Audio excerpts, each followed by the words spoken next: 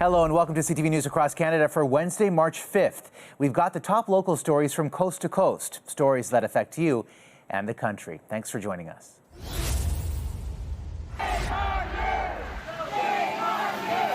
Outside the U.S. Embassy in Ottawa, demonstrators are denouncing U.S. President Donald Trump, delivering a message of Canadian resolve and sovereignty. My mother is still alive. She has no idea why this is happening yet again. She's in tears. She's absolutely devastated. And most people are. So it's in my blood to stand up to the fascists. After Trump followed through on his threat, imposing 25% across-the-board tariffs on Canadian imports and a 10% levy on energy, its northern neighbor is fighting back. Canada is applying 25% retaliatory tariffs against $30 billion worth of American goods. To give Canadian companies time to adjust their supply chains, tariffs on another $125 billion worth of U.S. products will take effect in 21 days' time. Our tariffs will remain in place until the U.S. tariffs are withdrawn, and not a moment sooner. And should these tariffs not cease, we are in active and ongoing discussions with provinces and territories to pursue several non-tariff measures. The federal government's retaliation targets key U.S. sectors. Items such as orange juice, shampoo, and clothing may soon cost more for consumers on both sides of the border. To soften the financial impact, Prime Minister Justin Trudeau says his government will expand EI benefits and increase supports for businesses. Some shoppers say they're already feeling the impact. Normally I have 2 bags, today I have a small one. That's how it's going to affect me. It's going to affect all of us. Talk of tariffs came to the forefront after the U.S. president claimed Canada wasn't doing a good enough job at stopping drugs at its shared border. Since then, Canada has announced a $1 billion border plan, saying fentanyl seizures from Canada have dropped 97% from last December to this past January. Let that be a warning to all those who have preached appeasement. Donald Trump's arguments about fentanyl were always a ruse. For Canadian auto workers, tariffs could quickly devastate their industry.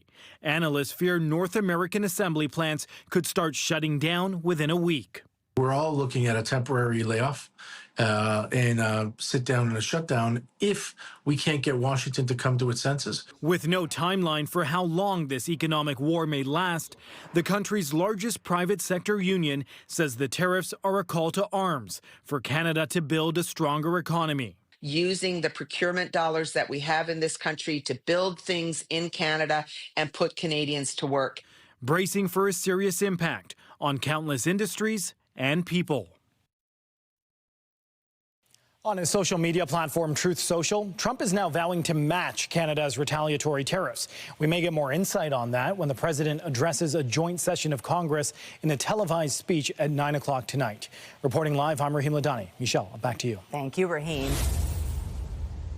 Kamala Khan has always been careful with her budget, but now that a trade war is underway, she's worried about rising prices. I live on a fixed income, so I worry about the price increase too. You know, I have to pay extra on my heating bill, my groceries. You know, I shop for a special all the time. With the U.S. imposing sweeping tariffs and Canada responding with retaliatory measures, the impact will be felt here at home. Everything from appliances to furniture to vehicles could soon cost more. And experts warn grocery prices could climb within weeks to months depending on the product. The longer this lasts, then it's going to have more prolonged impact in the sense that some of these companies will not be able to come back. They will not be viable coming back. In the U.S., new vehicle prices are estimated to jump as much as $12,000. It's still unclear how much costs could increase in Canada, but industry leaders warn price hikes are likely. Until those manufacturers announce to retailers and to consumers, you know, if they're going to just absorb that cost or if they're going to pass it on, I think we really have to wait and see. Under the threat of tariffs, Gibson says dealerships stocked up on inventory, but uncertainty is already making some pump the brakes. My car lease is coming up, and originally I was thinking about doing another lease, but now I might just need to buy it out. The Ontario Home Builders Association is also warning the tariffs will have a devastating ripple effect, driving up costs for home buyers, stalling new projects, and deepening the housing supply crisis. We'll see the impacts relatively quickly. We're just disappointed on the fact that housing is such a priority north and south of the border, and this is going to have a negative effect on everyone involved. Adding more pressure to household budgets as consumers brace for the hit to their wallets. Some people are going to suffer. We have an amazing country, and for him to do this is disgusting. In the U.S., major retailers like Walmart and Best Buy warn price hikes could hit as early as this week. And experts say consumers need to think about building up their savings. Patricia? CTV's Caitlin Wilson live for us tonight. Thank you.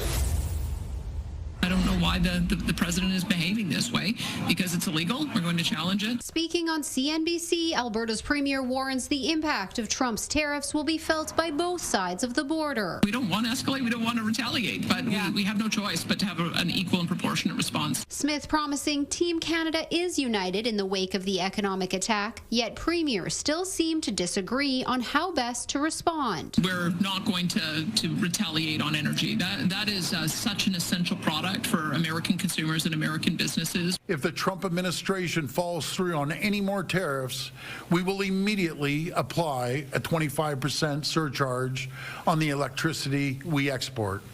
We will not hesitate to shut off their power as well. Canada is responding with tariffs on $30 billion worth of goods, with tariffs on another $125 billion U.S. products in 21 days. The oil and gas sector pleading with Ottawa to avoid making a bad situation worse. We are unequivocally opposed to any sort of export tax or energy restrictions for a number of reasons. The head of the Canadian Association of Energy Contractors says cutting off energy to the U.S. would also limit the flow to Ontario and Quebec, while hurting the industry. Is going to have a detrimental effect to the employment opportunities and capital deployment in our own country. We are watching the death of everything we've built up economically over the last 40 years. This trade expert says the significance of this trade war is monumental, arguing our premier has a role to play in ending this. Her linkages into people in Trump's orbit is going to be something that's very important. But the United States is going to have to get to a place where it can reasonably begin to make a decision around getting rid of the tariffs.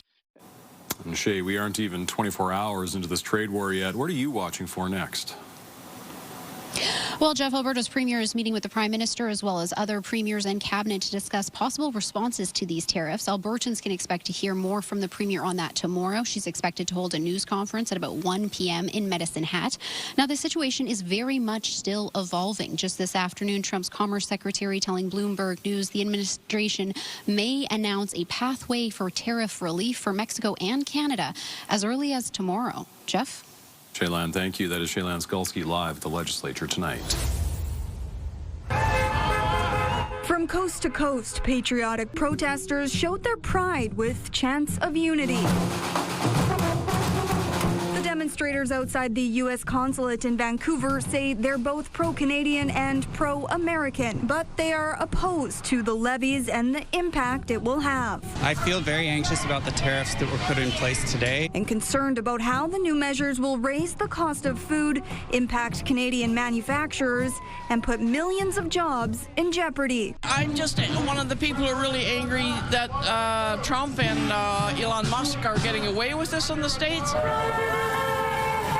A similar protest was also held in Ottawa, with signs that read "Canada's not for sale," a clear sign that Canadians across the country are worried about their future. Obviously horrible, disgusting, but I think in my stomach the whole Trump election and the resulting actions are a betrayal. While all protesters want the U.S. president to stop what it believes is oppression, others say there is a silver lining. Maybe in that way Trump's done us a favor. Maybe it's a wake-up call so that we can be more self-sufficient, be more self-reliant. Organizers I spoke with here say they plan to continue these protests for as long as they feel Canada's sovereignty is threatened. Abigail Turner, CTV News, Vancouver.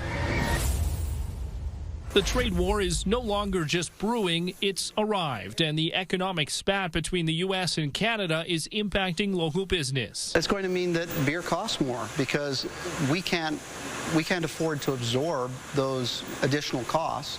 And local producers, such as Calgary's Bow River Brewing, increasing aluminum prices would mean the cost to put beer in cans will go up. They're urging people to come fill up Canadian-made glass growlers instead. If you bring in a growler and get a refill, you're taking the aluminum cans completely out of the equation.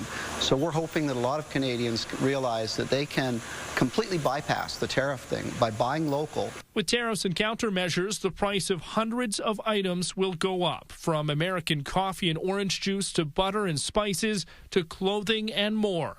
And a Calgary mother and son duo want to help consumers know where those products are coming from. Scan its barcode, and then that will do a lookup for you. That returns an AI-generated response that's really searching the internet, and it's giving you details about that product. The OS Canada app is available for iPhones and Androids now, allowing customers to know the origins of products and whether any Canadian alternatives exist. I think it's a new movement now that people are now becoming just more aware of, that as a nation, we have responsibility to ourselves, and we do want to protect what we have as Canadians. Other small business groups say the buy local movement is needed now more than ever. Uncertainty has already hampered business for months. If you're pulling out your phone to order it on Amazon, figure out, where can I drive 5 minutes and go get this locally? Even if it's from a big chain, there's somebody at that store working. Jordan Canigan, CTV News, Calgary. Ali Ngaraki was found guilty of attempted murder of SPVM officer Sanjay Vig on January 28, 2021. He had disarmed a police officer and shot him, leaving Vig with a head injury. Back then, police wrongfully arrested Mamani Kamara, who spent a week in jail before investigators realized their mistake. Today, the judge sentenced Ngaraki to 16 years in prison. He was sentenced to 16 years. We were looking for a life imprisonment. We were looking for Mr. Garuki to be declared a dangerous offender. So obviously it's a far cry from that. It was rendered today. It's a serious sentence. It's a long sentence, but obviously it falls short of what we were looking for. The defense requested a 7-year sentence, arguing that Ngaraki was mentally unstable and couldn't think clearly. Well, it's a fair and reasonable sentence. As you all heard, the judge went through in detail all the principles of sentencing and all the objectives of sentencing, as well as individualization and the proportionality test. So he went over all the key principles and arrived at a just and fit and fair sentence tailored to the accused, which is what our law requires. But Ngaraki's sentence is symbolic for the time being. That's because he's already serving a life sentence for the murder of his cellmate André Lapierre not long after his arrest. But it's a conviction he's currently appealing. Stéphane Giroux, CTV News. Thick smoke can be seen coming out from beneath the McDonald Bridge ramp early this morning, halting traffic. Fire crews rushed in to put out the flames, thinking they were responding to a structure fire, but it turned out to be a tent. Fairly large encampment, fully involved, and there wasn't anybody around when we got here, so we're in the process of an investigation to see if anyone was home. From the surface, the ramp has concrete cracks and breakaway and heavy charring marks. Beneath it, a scorched tent and scattered belongings remain. Concrete is impacted above 400 degrees, and there was definitely above 400 degrees there. This is not the first fire here, and the Bridge Commission insists they've been sounding the alarm about safety risks since before it was even a designated site. We're just concerned about the security of the bridge and having people living underneath the bridge with propane devices and that kind of thing creates the exact kind of risk that we've seen in November and today. They're hoping the city will shut down the encampment, but the city says that won't be happening.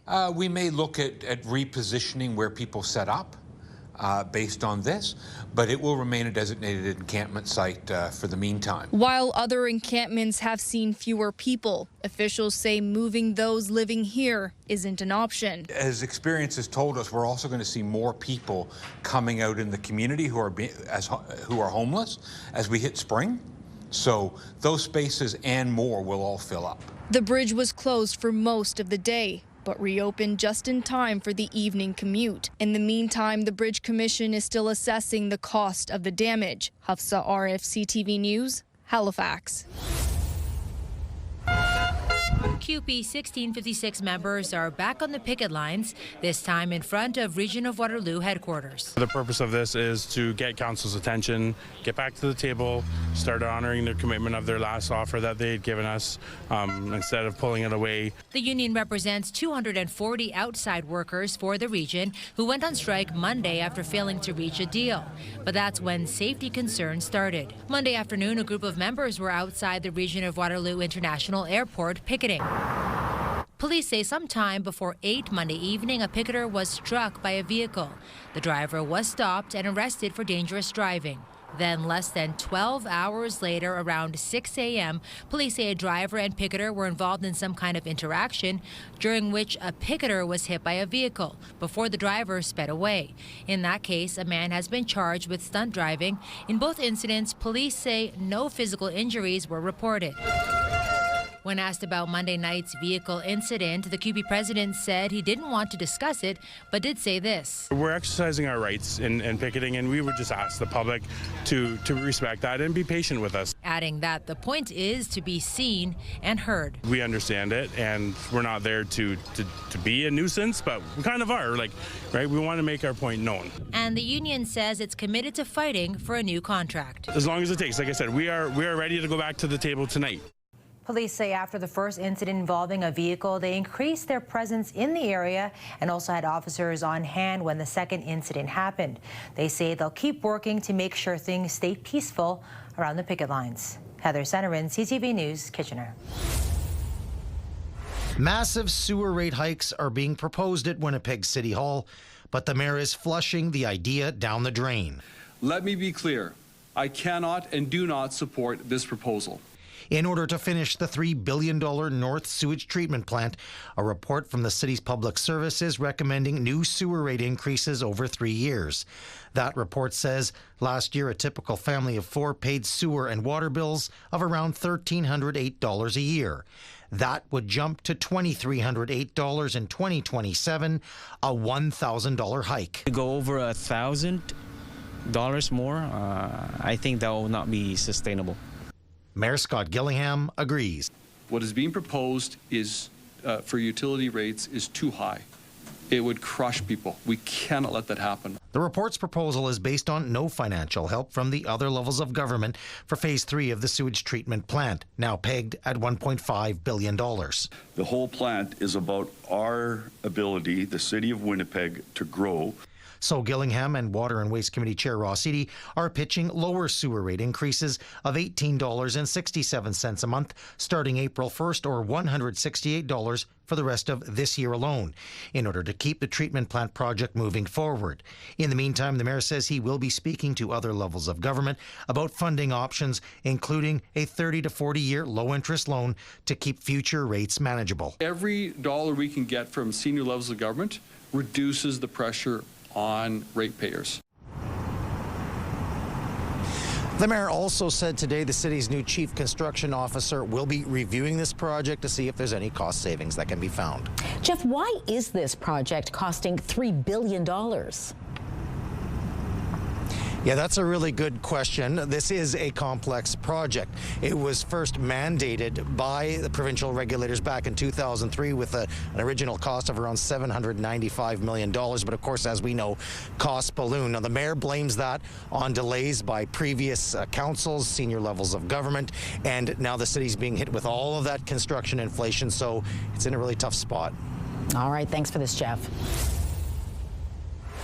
Implement the decisions of council. Council's decision to bring the HMCS Ojibwa to Port Burwell in March of 2012 sunk the municipality of Bayham. As the community gathered, a 3-2 vote to guarantee a $6 million loan from the Elgin Military Museum was approved. You have to be a risk taker to get ahead in this whole world, so it's good news to me. Then Mayor Lynn Aker believed the beach community would see similar tourism results to sister sub the Onondaga, which opened in Rimouski, Quebec. If you can get 90,000 people in nowhere, up in where there's no other attractions, I'm positive that we will surpass the 100,000 visitors. That was a pipe dream.